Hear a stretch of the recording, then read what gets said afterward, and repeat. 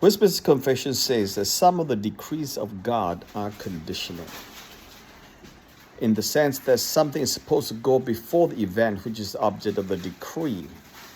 Okay, for example, God promised to save Paul and the companions on his voyage to Italy, but he decreed to save them only on condition the sailors should remain in the ship. Acts chapter 27. And he has decreed to save many from the wrath to come. But he has decreed to save them only if they believe in Christ and turn by him from the error of their ways. But these decrees are conditional and only in appearance. They merely state the order in which the events should be accomplished. So this is highly interesting. So let me read the verse here said, in Acts chapter 27, okay, Paul told the sailors in the ship he was in, because they had gone for a long time without food. The ship is facing huge waves pounding at the ship, and the ship was facing the danger of being sunk. So they began to throw food overboard and everything, and no sun, no stars appeared for many days. Acts 27 verse 20 says. And we finally gave up all hope of being saved. Verse 21, after they'd gone a long time without food, Paul stood up before them and said, "Man, you should have taken my advice not to sail. But now I urge you to keep up your courage, because not one of you will be lost. Only the ship will be destroyed." Now, verse 23, this is a big one. "Last night an angel of the Lord, to whom I belong and whom I serve, stood beside me and said, 'Do not be afraid, Paul. You must stand trial before Caesar. And God has graciously given you the life of all those who sail with you. So keep up your courage, man. I have faith in God that it will happen just as he told me. Nevertheless, we must run aground on some island.'" Now, it goes on to say this, okay. Verse 30, in an attempt to escape from the ship, the sailors, so on the 14th night, the sailors sensed they were approaching land. They took some soundings and found the water was 120 feet deep. Okay, so fearing they would run aground, the sailors led the lifeboat into the sea, pretending they were lowering some anchors from the bow. Then Paul said to the centurion and the soldiers, "Unless this man stay on the ship, you cannot be saved." So the soldiers cut the ropes. They held the lifeboat and let it drift away. All right. So this is a very, very interesting. When daylight came,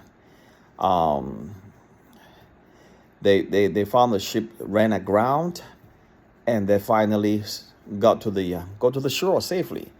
Now this is what God decreed. God told Paul that you must stand trial before Caesar. And that means he will not be sunk. Okay, he will get to Rome, all right. He will have no problem.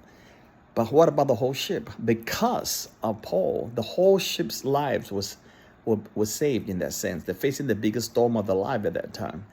And God promised that you will get there. However, that promise is conditional upon all those in the ship stay in the ship. If they get out of the ship, they will die in the ship, in the sea. Okay, so that's a condition for their salvation in a sense.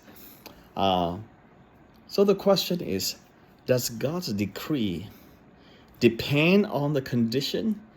Because God already predetermined, decreed the end results that Paul will reach Rome and stand trial before Caesar.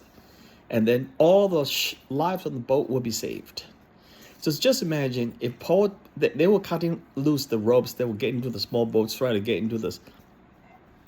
do their own ways to row the boat to the shore or something, because they sort of the ships hit aground. It's about 120 feet deep. So they figure they can get there themselves. But Paul warned them, if you get down, you will perish. But if you stay with the boat, we will get there or something, So the question is, God's decreed is everyone will be saved. But you stay on the boat. But what happened if they choose to go on their own? They will perish. That means the decree of God will not come to fruition. You see, this is an issue. But you see, that's the beauty of it. The free will is given by man, is exercised by man to choose to go into the boat, stay with the ship, or go by a lifeboat, go on your own ways. But all of them listened to Paul. They stay in the ship, and all of them were saved. And why?